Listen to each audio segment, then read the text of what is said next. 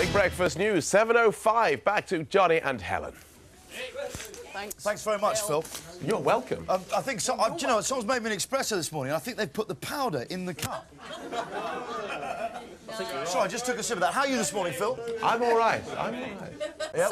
I'm concerned for your welfare, though. Tell us more about this cup. I'm just feeling a bit choky now at the back with the espresso there filtering down the back of my throat, but I think I'll pull through. Phil, did you get up to anything yesterday? I'm just doing a bit of work, working on First Edition, which will be on Channel 4 at 11 o'clock this morning. He's so chauvinist, that man. Fade the volume down while he was talking about it. It sounded like that. I'm just doing First Edition. Anyway, listen, Phil, are you going to join us throughout the show, Phil? I will be here if you'll have me. Phil Gale, ladies and gentlemen, he's here throughout the show. Like a rock. Anyone watch EastEnders last night? Yes. I tell you what, I don't know, I can't remember the name of the actress, but that Steve's sister. Oh, she's a nightmare. Well, I just think she might have been got her acting lessons perhaps off Pat. I didn't see it last night. What happened? I tell you, well, she's basically just like, she just comes up to him all the time and just goes, Steve, suddenly really emotional like that. You're going to move up the screen. And it's exactly the same performance as Pat. We have got a clip. I tell you basically what happens was they've written me a summary just so I can, get my head around it. Sandra confronts Rosa DiMarco about her and Bepe's son. Sort it out. A slanging match ensues. Sort it out. Rosa then slaps Sandra. Sort it out. And Sandra knocks Rosa to the ground. In an EastEnders catfight special. Let's have a look at some of the action here. We can come back. What kind of mother walks out on her own child? You're what sort of a mother deliberately sets out to destroy her son's marriage? You will go and see someone about that, Rosa. Get professional help. You're sick.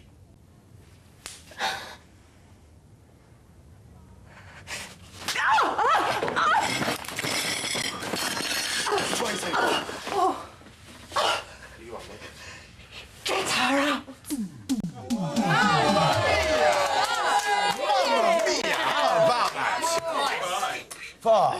It's very similar to a Vaughan family Christmas, that is. Very similar scenes you did. No hair pulling. Very exciting. Girls fighting's got to be nails, hair nails pulling. that's what it should have been, slapping, all on the floor. Eyes shut. I like it when you see tights. In a good girl-on-girl fight, you should see a bit of tight. Anyway, do you know, we're going to whip on with the show, because I gather there's a lot in this morning. Apparently, you've got some great guests. I don't know, but apparently... I've done this. Liam Gallagher's dropping down. And Jason Priestley. And Jason Priestley. So two big names in the house this morning. And also a big competition as well. Anybody fancy a fabulous island-hopping holiday in the Indian Ocean? No, I hate that. For two? To me, that sounds like a nightmare. I can tell you, this morning, did any of you wake up and just think, can I be bothered? No. But did you get that? For some reason this morning, I got up and I had 3 attacks of indigestion in the night. When I found myself reaching for Settlers' Tums. That is your phantom pregnancy. Is it my phantom pregnancy? Well, yeah, but you're getting the symptoms, aren't you? Because your missus is pregnant. That's what it is. You'll be vomiting. No, she was sound asleep. She was absolutely sound asleep. There was no problems. But this morning I got up, I just thought, I don't know if I can dwell in darkness much longer. Chinese? I think that's what it was with me. I had a Chinese. Oh, right. I thought you were accusing me of being Chinese. Chemicals. I woke up in a sweat this morning. I had such a bad night's sleep.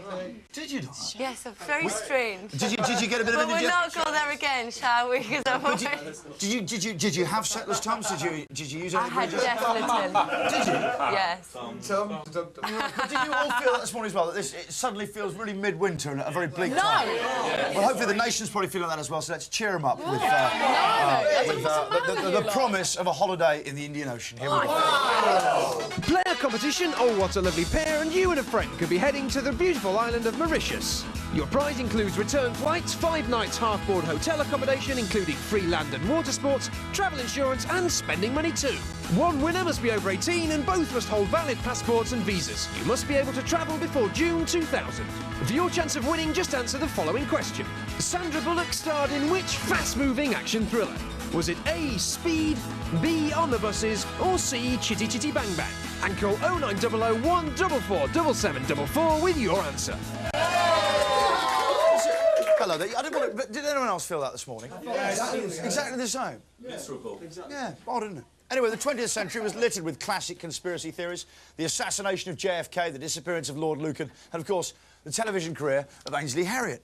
But But now we're looking for classic conspiracies of the 21st century in our new strand, which we planned in our secret meeting. Truth or scare, ladies and gentlemen? Truth or scare? What's that camera doing there? You'll see. OK. Each week we'll be inviting onto the show a guest who has a conspiracy theory that he or she thinks the world just has to know about. They then have roughly 5 minutes to prove to our panel of special judges they are indeed telling the truth or they're simply scaremongering. Are you the panel of experts? Yeah. Morning, panel of experts. For our own personal security, we'll be taping this item independently. There's the... I can see why it's there now. Thank you. Should our panel deem the theory essential public knowledge, the tape will be released to the world's media. Our panel of sceptics have been handpicked for their ability to tell the difference between fact and fiction. They are Graham Clark, a bank manager. Hello. Are you a bank manager? I am, yeah. For my sins, yeah. Quite young, aren't you? Well, yes. No, am I getting older? Or a bank manager's getting young? I am, aren't I? You know, they say one of those first signs you're getting a bit older. You've just all done this to freak me out, haven't you? Just because my wife's now pregnant, you're thinking, oh, no, let's slip in a really young bank manager as well, really kill him. So, genuine bank manager? Absolutely. It's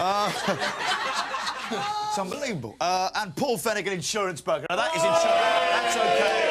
That is insurance broking age. You're a genuine insurance broker. I am indeed, Johnny, that's What's right. the badge on your lapel there?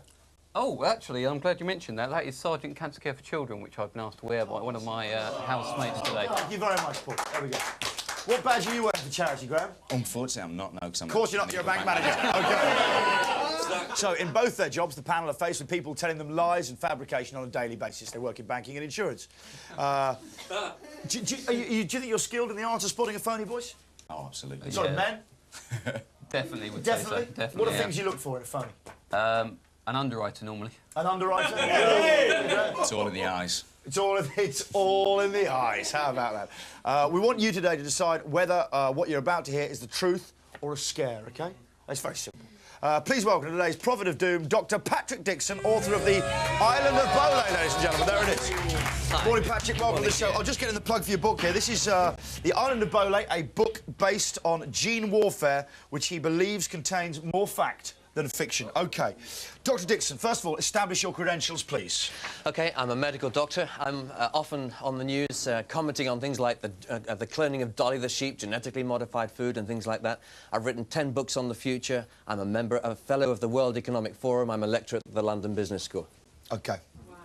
You actually are. So you're not just saying that, are you? No, you don't get into trouble. Because people just say that. I haven't seen any... It's all on my website. I had 110,000 hits on it in the last week. Oh, if you've got a website, that's proof enough for me. OK, so what is your theory? Well, the trouble with germ warfare research is that every germ warfare laboratory, and of course we have one in Britain, is very leaky. And the reason why, it's not leaking data, if you like, or information about how to build these things, but there's a real risk of the germ warfare agents themselves being smuggled out. And the reason is this stuff is so incredibly small. Let me show you. Here is a needle, OK? Inside this needle, I have a tiny, tiny grain of rice, except it's made of glass. OK. OK? Something as small as this could contain enough of a growing bacterium. You see, these are living weapons. Yeah, these are weapons which reproduce themselves. These are weapons which go on multiplying. If I steal a SAM missile, I've only got one. I can only use it once. I could steal a nuclear weapon. I can still only get one bomb out of it. This kind of stuff. This kind of stuff. If a terrorist gets hold of this kind of stuff, just half of a mil is enough. Because if you've got living bacteria or viruses inside something like this, you can grow it in culture. What that means is you put it in the incubator, put it in or on a dish or something like this. Overnight, you've got more weapon than you had when you started. Right. OK? Now, the scary thing about that is that by the end of the week, you might have enough to threaten a city. You could use a third of that and grow the rest. And by the end of the month, you've got enough to threaten 2 or 3 cities, even though you've already used quite a lot of it. Wow. So here we have... I mean, if you think about, spies, we have people who they say they steal the blueprints that shows you how to build a cruise missile. So what? You still need the technology to build it. Right. But within a single microbe, you have the entire blueprint to make more microbes. And you have a laboratory as small as that, because that microbe knows how to reproduce itself. Yeah, OK, and so does the virus inside cells. So the big problem is, how does someone like... Have you taken some of that stuff this morning? Seriously, you seem quite enthusiastic. Well, actually, it's a very real risk because the problem is this. Let's say we have a flask, a big flask, or it might be that amount of stuff. It's in a germ warfare laboratory. And by the way, it's very difficult to know how dangerous it is. Who do you test it on? Yeah. OK? That's Surely our old friends, the mice. Well, the mice don't work because these are species-specific things. These are things which will only target like humans or rats or animals. You can't test it on animals. In fact, you can make this so specific it could target one ethnic group in the human race. Really, you could just pick out that Yes. one little gene. Yes, Right, yes. okay. I mean, we're 5 years away from that at the moment, but that's not the issue. The real issue is this. What do you mean we're 5 years away? Because that's something they're really looking at, is it? Something that's race-specific. If you've been following the news, you'll know that the South African government at some stage was targeting that kind of technology before the changes, and also Iraq, of course. Okay. But let's say you've got a big flask, OK? You've got 3 or 4 litres of this stuff in a laboratory in very carefully controlled conditions. Let's suppose someone comes along and removes just half a mil, just 2 or 3 drops from that flask. OK, I suppose you could detect that the level's gone down incredibly small. But you then take a little bit of the solution that stuff grows in and top it up again, so it's exactly the right level. Exactly, like people do with whiskey and stuff. Put it in something like this, seal the top. And the problem is detecting it as it leaves. You'd have to strip search every single person working in such a facility every day. Pleasurable, but impractical. More than that, had to be an intimate body search, and worse than that, you'd have to X-ray them from head to foot every day, which means that they would be at severe risk of dying through X-ray radiation after about a year or 2. And worse than that, if this file was made of plastic, you'd never see it. OK, so what is the big the big threat to the human race? The big threat... Just for our guys here. Because so far, you're saying this could happen, this could happen, they could do this. Come on. Old-fashioned weapons, you've got a limited risk. The big threat is that it only takes one person to remove 1 mil from one germ warfare laboratory, either in Britain or in any of the other facilities. So it could wipe out the whole world? No, it wouldn't wipe out the whole world, but what it does is it could potentially put into a terrorist's hands a weapon that would be extremely difficult. Very portable, very undetectable. You get it on planes, you can move it around the world. It's just, there's no way you can find it. Reproduce itself, and there's no vaccine. And even more dangerous, you probably don't know what that weapon's going to do, because you probably, at least I hope you haven't actually tried it out on humans. OK. And that's really what this novel's about. And so how can we put a stop to this? How can we police the situation? Have we got any more time for this? No, we haven't, I'm afraid. Well, so the most important you can't give us a solution. That's it. Well, we just have to get we have to get agreement to try and control these facilities, to discourage governments from actually investing in this technology. Yeah, because we could be engineering our own. This is a third millennial problem. This is a third millennial weapon. It's a third millennial problem, and it requires a totally new solution. We need a very, very high-level summit, so it's a very, very urgent thing. Okay, we need to sort it out. Let's ask you, do you think, I have to ask you now the question, panel, does Dr. Dixon have important information to tell the world, or is he simply sprouting speculative conjecture?